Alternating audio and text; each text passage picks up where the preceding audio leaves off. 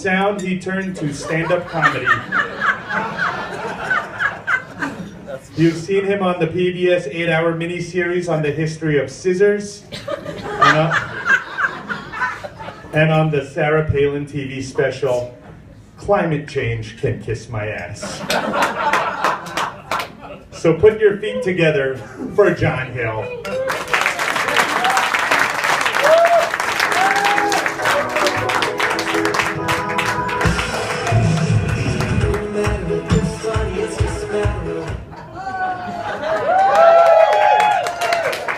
Hi, I'm John Hill.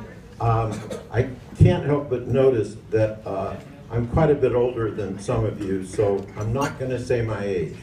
I'm only going to say I did go to high school with God. That's all we're going to say. Come to think of it, it was a long time ago, but he was a really nice guy. I mean, he was a senior, I was a sophomore. We'd pass in the halls, he'd say hi. I mean, you know? I remember, too, all the girls were crazy about him. He was tall, good-looking. He was the quarterback. He had a red Corvette. He had pinstriping. Not the car, he had pinstriping. I remember, too, he had this beautiful, long, golden hair that he wore in a mullet. Hey, nobody's perfect.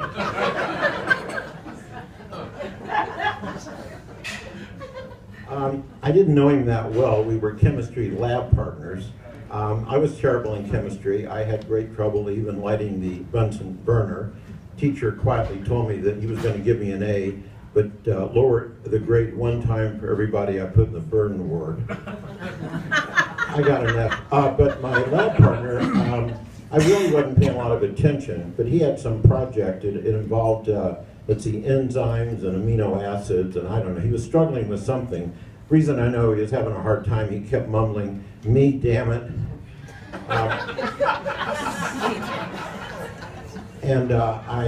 But it must have turned out well, because his project at the end of the semester, well, he created life. He got an A-. Teacher was a really strict grader. He and I didn't stay in touch after high school much. First of all, I just figured he was, busy. I mean, come on, the Mideast, Bruce Jenner. I mean, he had something on his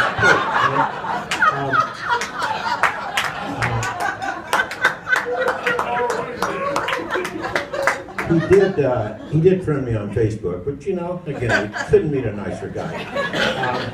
At our class reunion, I didn't even get a chance to say hi in person because everybody was crowding all around him. Turns out he's the second most accomplished, successful person in our whole graduating class. Martha Stewart. And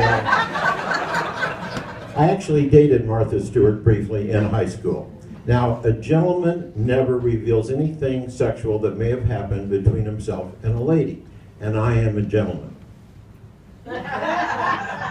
Thank God my middle finger isn't. So we were parked one night in the back seat of my car. We were going at it pretty hot and heavy, and she was squirming and moaning and saying, "It's a good thing, it's a good thing."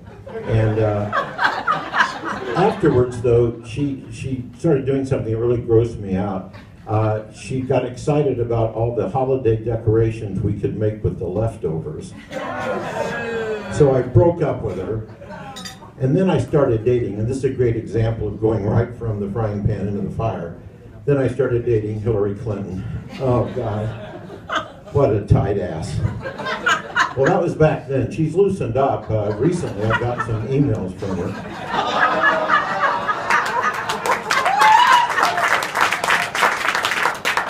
She told me that she's using her private phone, not the government phone, because of all the sexting she was doing. But back then, she was a total pain in the ass.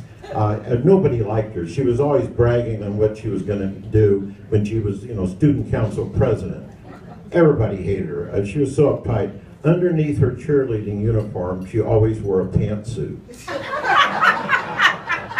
Really. And the cheerleading squad particularly hated her.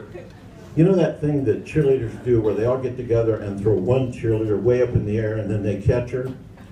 Well, they threw her way up in the air. Oh, God. Wasn't pretty. Thank you all. You've been a great couple.